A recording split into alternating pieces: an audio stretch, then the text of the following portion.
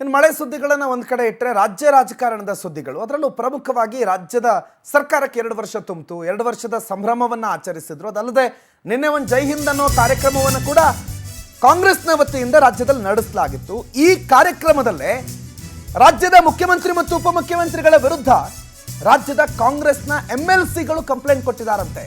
ಕಾಂಗ್ರೆಸ್ ಹೈಕಮಾಂಡ್ಗೆ MLCಗಳು ಹಲವು ಡಿಮ್ಯಾಂಡ್ಗಳನ್ನು ಇಟ್ಟಿದ್ದಾರೆ. ಸರ್ಕಾರ ತಮ್ಮನ್ನ ಕಡೆಗಣಿಸಿದೆ ಅಂತ ಹೇಳಿ ರಾಜ್ಯ ಉಸ್ತುವಾರಿ ಸುರ್ಜೇವಾಲಾ ಮುಂದೆ MLCಗಳು ಅಳಲು ತೋಡ್ಕೊಂಡಿದ್ದಾರೆ. ನಿನ್ನೆ ಭಾರತ್ ಜೋಡೋ ಭವನದಲ್ಲಿ MLCಗಳ ಸಭೆ ನಡೀತು. ಕೇವಲ ಶಾಸಕರಿಗೆ ಮಾತ್ರ ಹುದ್ದೆ, ನಮಗೇನೂ ಇಲ್ಲ, ನಾವು ಕೂಡ ಶಾಸಕರೇ, ಪರಿಷತ್ನ ಶಾಸಕರು. DCM ಅವರವರ ಆಪ್ತರಿಗೆ ಏನೇನು ಬೇಕೋ ಅವರಿಗಷ್ಟೇ ಉನ್ನತ ಹುದ್ದೆಗಳನ್ನು ಕೊಡ್ತಾರೆ. ಗೆದ್ದು ಬಂದವರು ಅಂತಾರೆ, ಬಾಯ್ಬಿಟ್ರೆ ಅವ್ರಿಗೆ ಮಾತ್ರ ಮನ್ನಣೆ ಕೊಡ್ತಾರೆ ಅಂತ ಬೇಸರ ವ್ಯಕ್ತಪಡಿಸಿದಾರಂತೆ ರಾಜ್ಯದ MLCಗಳ ಒಂದು ಸಭೆ. ಸಾಮಾನ್ಯವಾಗಿ ಒಂದು ಆಕಾಂಕ್ಷೆ ಅಂತ ಇರುತ್ತಲ್ಲ, MLCಗಳನ್ನು ಕೂಡ ಮಿನಿಸ್ಟರ್ ಮಾಡೋ ಅವಕಾಶ ಇರುತ್ತೆ, ಅಥವಾ MLCಗಳಿಗೂ ಪ್ರಮುಖ ಹುದ್ದೆ, ಕ್ಯಾಬಿನೆಟ್ ದರ್ಜೆಯ ಸ್ಥಾನಮಾನಗಳನ್ನು ಕೊಡೋದಕ್ಕೆ ಅವಕಾಶ ಇರುತ್ತೆ. ಅದು ಯಾವುದನ್ನೂ ಮಾಡ್ತಾ ಇಲ್ಲ ಇವರು. ಅವ್ರವ್ರಿಗೆ ಬೇಕಾದವ್ರಿಗೆ ಮಾಡ್ಕೋತಿದ್ದಾರೆ. DCM ನೋಡಿದ್ರೆ ಅವ್ರ ಆಪ್ತ ಬಳಗಕ್ಕೆ ಉನ್ನತ ಹುದ್ದೆಗಳನ್ನು ಕೊಡಿಸ್ತಾರೆ, CM ಅವ್ರ ಆಪ್ತ ಬಳಗ ಕೊಡಿಸ್ತಾರೆ.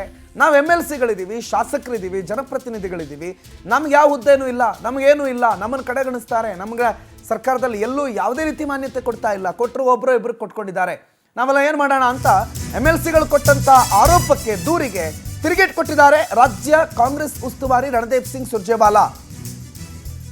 ಕೊಡೋಣ ನಿಮಗೆ, ಆದರೆ ನಿಮ್ಮ ಮೇಲೆ ಬಹಳಷ್ಟು ಆರೋಪಗಳಿವೆಯಲ್ಲ, ಪಕ್ಷ ಸಂಘಟನೆ ಮಾಡಬೇಕು, ಆ ಕಡೆ ಗಮನ ಕೊಡ್ತಾ ಇಲ್ಲ ಅಂತ ಹೇಳ್ತಾರೆ. ಮೊದಲು ನೀವು ಪಕ್ಷ ಸಂಘಟನೆ ಮಾಡಿ, ನಾವು MLC ನಮ್ಗೆ ಅದು ಕೊಡಿ ಇದು ಕೊಡಿ, ನೀವು ಕಾಂಗ್ರೆಸ್ಸಿಗೆ ದುಡಿರಿ, ಇಲ್ಲ ಆದರೆ ನಿಮಗೆ MLCನೂ ಇರಲ್ಲ ಮುಂದೆ. ಈಗ MLC ಆದರೂ ಇದ್ದೀರಿ, ಪಕ್ಷ ಸಂಘಟನೆ ಮಾಡ್ರಿ, ಆವಾಗ ನಿಮಗೆ ಏನೇನು ಸ್ಥಾನಮಾನ ಬೇಕು ಅದನ್ನು ಕೊಡ್ತೀವಿ. ಆದರೆ ನೀವು ಕೆಲಸ ಮಾಡದೆ ನಮಗೆ ಮಿನಿಸ್ಟ್ರಿ ಬೇಕು, ನಮ್ಗೆ ಅದು ಬೇಕು, ನಮ್ಗೆ ಇದು ಬೇಕು ಅಂತಂದರೆ, ಈಗ MLC ಇದೆ ಅದು ಸಿಗಲ್ಲ, ಆಮೇಲೆ ನಿಮ್ಮ ಮೇಲೆ ಆರೋಪಗಳಿದೆಯಲ್ಲ ಅದಕ್ಕೆ ಮೊದಲು ಉತ್ತರ ಕೊಡಿ. ನೀವು ಪಕ್ಷ ಸಂಘಟನೆ ಬಗ್ಗೆ ಕೆಲಸ ಮಾಡ್ತಿಲ್ಲ, ಪಕ್ಷ ಸಂಘಟನೆ ಅಂತ ಬಂದಾಗ ಅದು MLA ಮಾಡ್ಕೊತಾರೆ ಅಂತೀರಿ, ಒಂದು ವಾರ್ಡ್ನ ಸಮಸ್ಯೆ ಅಂತ ಬಂದಾಗ ಅಲ್ಲಿಗೊಬ್ರು MLA ಇಲ್ವಾ, ಮಿನಿಸ್ಟ್ರಿ ಇಲ್ವಾ ಅಂತ ಹೇಳ್ತೀರಿ, ನೀವು ಹೋಗೋದೇ ಇಲ್ಲ. ಈಗ ಬಂದು ನಮ್ಮ ಮಿನಿಸ್ಟ್ರಿ ಕೊಡಿ ಅಂತ ಹೇಳ್ತೀರಿ. ನಿಮ್ಮ ಕೆಲಸ ನೀವು ಸರಿಯಾಗಿ ಮಾಡಿ, ಆವಾಗ ಮಿನಿಸ್ಟ್ರಿನೂ ಬರುತ್ತೆ, ಮತ್ತೊಂದು ಬರುತ್ತೆ. ನಿಮ್ಮ ಮೇಲಿರುವಂಥ ಆರೋಪಗಳಿಗೆ ತಕ್ಕ ಉತ್ತರ ಕೊಡಿ, ಆಮೇಲೆ ಮಾತನಾಡಿ. ಇಲ್ಲ ನೀವು ಹಿಂಗೆ ಇರ್ತೀವಿ, ನಾವು ಹಿಂಗೆ ಇರೋದು, ನಾವು ಏನೂ ಮಾಡಲ್ಲ ಅಂತಂದರೆ, ಈಗ MLC ಆಗಿದ್ದೀರಿ, ಮುಂದಿನ ಸಲ ಅದು ಆಗಲ್ಲ, MLCನೂ ನಿಮಗೆ ಸಿಗಲ್ಲ ಅಂತ ಗುನ್ನ ಕೊಟ್ಟಿದ್ದಾರೆ, ತಿರುಗೇಟ್ ಕೊಟ್ಟಿದ್ದಾರೆ ರಾಜ್ಯ ಉಸ್ತುವಾರಿ. ಏನಂದರೆ, ಸ್ಥಳೀಯ ಸಂಸ್ಥೆಗಳಿಂದ ಫೈಟ್ ಮಾಡಿ ನಾವು ಗೆದ್ದಿದ್ದೀವಿ, ಪುನಾರಚನೆ ಆಗೋ ಸಂದರ್ಭದಲ್ಲಿ ನಮ್ಮನ್ನು ಸ್ವಲ್ಪ ಕನ್ಸಿಡರ್ ಮಾಡಬೇಕು, ನಮಗೂ ಕೂಡ ಮಿನಿಸ್ಟ್ರಿ ಕೊಡಬೇಕು, ನೀವು ಪಕ್ಷಕ್ಕಾಗಿ ದುಡಿದಿಲ್ವೇ ನಾವು ಅಂತ ಪರಿಷತ್ ಸದಸ್ಯರು ಬೇಸರ ವ್ಯಕ್ತಪಡಿಸಿದ್ರೆ, ನೀವು ದುಡಿದಿದ್ದೀರಿ ಅಲ್ಲ, ದುಡಿಬೇಕಿನ ಮೇಲೆ ಪಕ್ಷ ಸಂಘಟನೆ ಮಾಡಬೇಕು ಅಂಥೇಳಿ ರಣದೀಪ್ ಸಿಂಗ್ ಸುರ್ಜೇವಾಲಾ ಎಲ್ಲ MLCಗಳ ಮಾತನಾಡೋ ಸಂದರ್ಭದಲ್ಲಿ ಅವರಿಗೆ ಒಂದು ತಿರುಗೇಟ್ ಕೊಟ್ಟಿದ್ದಾರೆ. ಕಾರ್ಯಕರ್ತರನ್ನು ಸಜ್ಜುಗೊಳಿಸೋದಕ್ಕೆ ನೀವು ರೆಡಿ ಆಗಬೇಕು ಅಂದಿದ್ದಾರೆ, ನಾವು ಕಾರ್ಯಕರ್ತರನ್ನು ಸಜ್ಜು ಮಾಡ್ತೀವಿ ಅಂತ ಹೇಳಿದಾರಂತೆ. ಹೆಚ್ಚಿನ ಅವಕಾಶ ಕೊಡಿ ಅನ್ನೋ ಮನವಿಗೆ ರಣದೀಪ್ ಸಿಂಗ್ ಸುರ್ಜೇವಾಲಾ ಈ ರೀತಿ ಪ್ರತಿಕ್ರಿಯೆ ಕೊಟ್ಟಿದ್ದಾರೆ. ನೀವು ಕನಿಷ್ಠ 3 ಸ್ಥಾನಗಳನ್ನು MLCಗಳಿಗೆ ಈ ಸಲ ಪುನಾರಚನೆ ಸಂದರ್ಭದಲ್ಲಿ ಕೊಡಬೇಕು, ನಮ್ಮನ್ನು ಕನ್ಸಿಡರ್ ಮಾಡಬೇಕು, ಹಂಗೆ ಮಾಡಿದ್ರೆ ಮುಂದಿನ ಚುನಾವಣೆ ಸಂದರ್ಭದಲ್ಲಿ ನಾವು ಪಕ್ಷಕ್ಕೋಸ್ಕರ ಇನ್ನಷ್ಟು ದುಡಿಯೋದಕ್ಕೆ ನಮಗೊಂದು ಹುಮ್ಮಸ್ಸು ಬರುತ್ತೆ ಅಂತ ಅಂದ್ರಂತೆ. ಅದಕ್ಕೆ ಸುರ್ಜೇವಾಲಾ ಯಾರ್ಯಾರಿಗೆ ಏನೇನು ಕೊಡಬೇಕು ಎಲ್ಲವೂ ಹೈಕಮಾಂಡ್ ಗಮನದಲ್ಲಿದೆ, ಪ್ರತಿಯೊಬ್ಬರ ರಿಪೋರ್ಟ್ ನಮ್ಮ ಹತ್ರ ಇದೆ, ಯಾರಿಗೇನು ಕೊಡಬೇಕು ಅನ್ನೋದನ್ನು ಸೂಕ್ತ ಸಂದರ್ಭದಲ್ಲಿ ನಾವು ಕೊಡ್ತೀವಿ, ಆ ಬಗ್ಗೆ ನೀವು ತಲೆ ಕೆಡಿಸ್ಕೋಬೇಡಿ, ನಿಮ್ಮ ಕೆಲಸ ಏನು ಮಾಡಬೇಕು ಅದನ್ನು ನೀವು ಮಾಡಿ, ಸೂಕ್ತವಾಗಿ ನ್ಯಾಯವಾಗಿ ನೀವು ಕೆಲಸ ಮಾಡಿದ್ರೆ ನಿಮ್ಮ ಪದವಿಗಳು ನಿಮಗೆ ಸಿಗಬೇಕಾಗಿದ್ದು ದಕ್ಕುತ್ತೆ ಅಂತಲೂ ಮಾತನಾಡಿದ್ದಾರೆ ಅನ್ನುವ ಇನ್ಸೈಡ್ ಡೀಟೇಲ್ಸ್ ಲಭ್ಯ ಆಗ್ತಾ ಇದೆ. ಇದೆಲ್ಲ ಚರ್ಚೆ ನಡೆದಿರೋದು ನಿನ್ನೆ ಭಾರತ್ ಜೋಡೋ ಭವನದಲ್ಲಿ.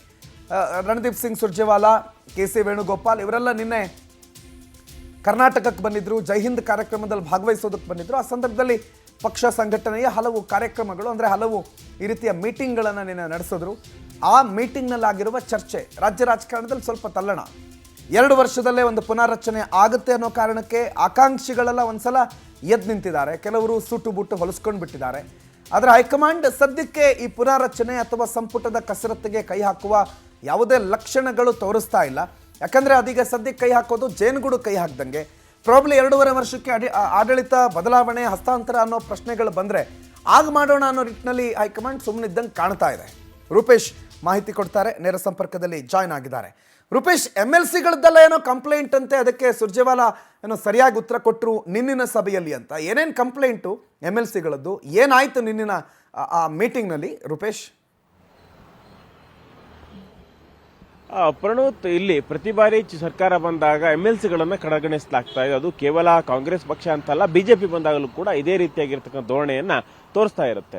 ಇಲ್ಲಿ ಕಾರಣ ಇಷ್ಟೇ, ಯಾಕಂದ್ರೆ MLCಗಳು ಜನರಿಂದ ಆಯ್ಕೆ ಆಗಲ್ಲ. MLCಗಳು ಪ್ರಮುಖವಾಗಿ ಅವರೆಲ್ಲರೂ ಕೂಡ ಆಯ್ಕೆ ಮಾಡಲಾಗುತ್ತೆ. ಹೀಗಾಗಿ ಚುನಾವಣೆಗೆ ಸಂಬಂಧಪಟ್ಟಂತೆ ಅಥವಾ ಪಕ್ಷ ಸಂಘಟನೆಗೆ ಅಷ್ಟು ಒತ್ತನ್ನ ಕೊಟ್ಟಿರಲ್ಲ ಅನ್ನೋ ಭಾವನೆಗಳು ಪಕ್ಷದಲ್ಲಿರುತ್ತೆ. ನಿಜವಾಗ್ಲೂ ಕೂಡ ಹಾಗಾಗೋದಿಲ್ಲ.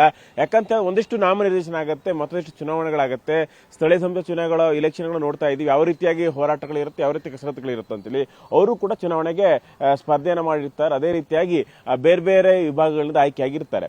ಅದಾದ ಬಳಿಕವಾಗಿ ಅವರಿಗೆ ಅನುದಾನವೂ ಕೂಡ ಹೆಚ್ಚಳ ಕೊಡೋದಿಲ್ಲ. ಹೀಗಾಗಿ ಈ ವಿಚಾರವಾಗಿ ಅಸಮಾಧಾನವನ್ನು ಹಿಂದೆ ಹೊರ ಹಾಕಿದ್ರು. ಇದಕ್ಕೋಸ್ಕರ ಏನೇನು ಅಸಮಾಧಾನ ಇದೆಯಲ್ಲ, ಇದನ್ನು ಹೋಗಲಾಡಿಸಬೇಕು ಅಂತೇಳಿ ರಣದೀಪ್ ಸುರ್ಜೇವಾಲಾ ಅವರು ನಿನ್ನೆ MLCಗಳ ಸಭೆಯನ್ನು ಮಾಡಿದ್ದಾರೆ. ಈ ಸಭೆಯಲ್ಲಿ ಪ್ರಮುಖವಾಗಿ MLCಗಳು ಹೇಳೋದು, ಮೊದಲನೇದಾಗಿ ನಮ್ಮನ್ನ ಸರಿಯಾಗಿ ನಡೆಸ್ಕೊಳ್ತಾ ಇಲ್ಲ ಸರ್ಕಾರ, ಅಥವಾ ಪಕ್ಷದಲ್ಲಿ ಸರಿಯಾಗಿ ನಡೆಸ್ಕೊಳ್ತಾ ಇಲ್ಲ. ನಮ್ಮನ್ನ ಪಕ್ಷ ಸಂಘಟನೆಗೋಸ್ಕರ ಬಳಸ್ತಾರೆ, ಪಕ್ಷ ಸಂಘಟನೆಗೆ ಓಡಾಡ್ತಿರ್ತೀವಿ.